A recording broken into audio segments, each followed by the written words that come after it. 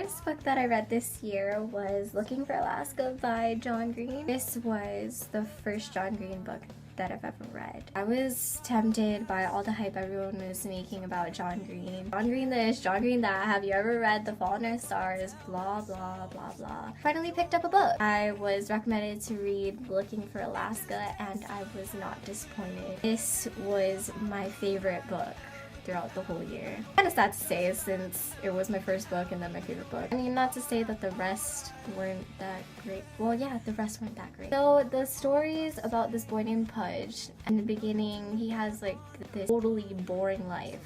He's gonna be sent off to boarding school. He's kind of excited, kind of not, just because of his set pessimistic state of mind. Kind of excited on the other hand because he's in search of something called the Great Perhaps. He meets a bunch of friends. Out of the entire bunch, there was just this one girl named Alaska who changed his life forever.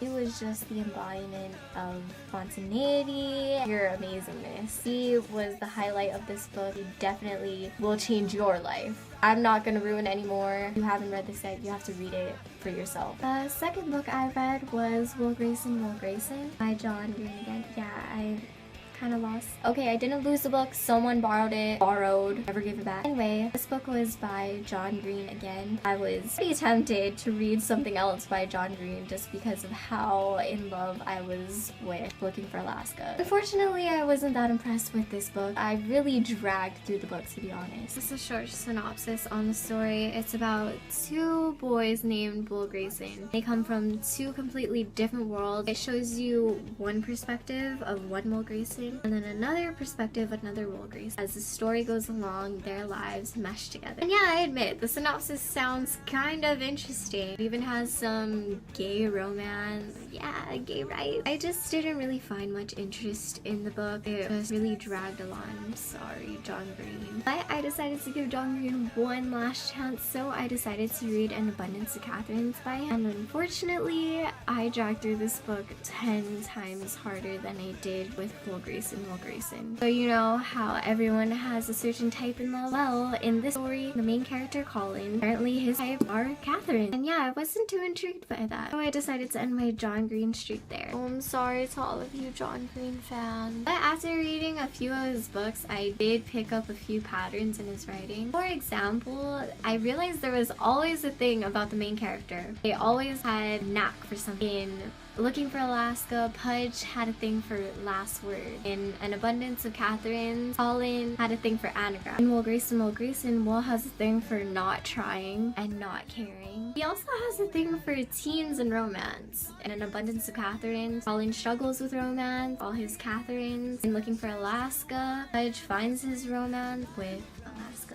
Sorry if you didn't read it. And for all of you people with gay pride out there, he throws in some gay romance for you in Will Grayson.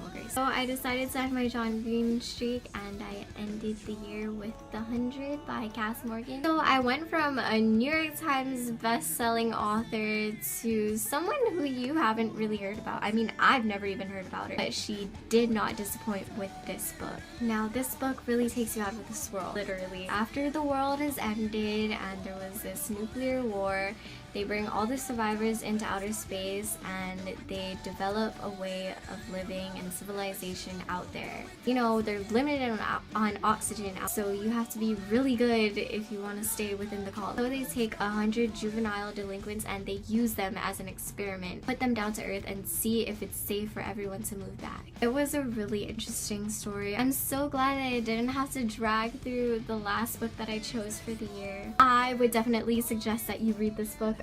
Well, those are all the books that I read from Miss Griffin's class this year. It was a good reading experience, I can say. I mean, you're not always gonna get a good book, but I'm so happy that I read these two books. And if you disagree with me on any of my reviews, then just let me know. Comment below with love so that we can have a happy and cheerful debate about it. Okay, thanks for watching. The end.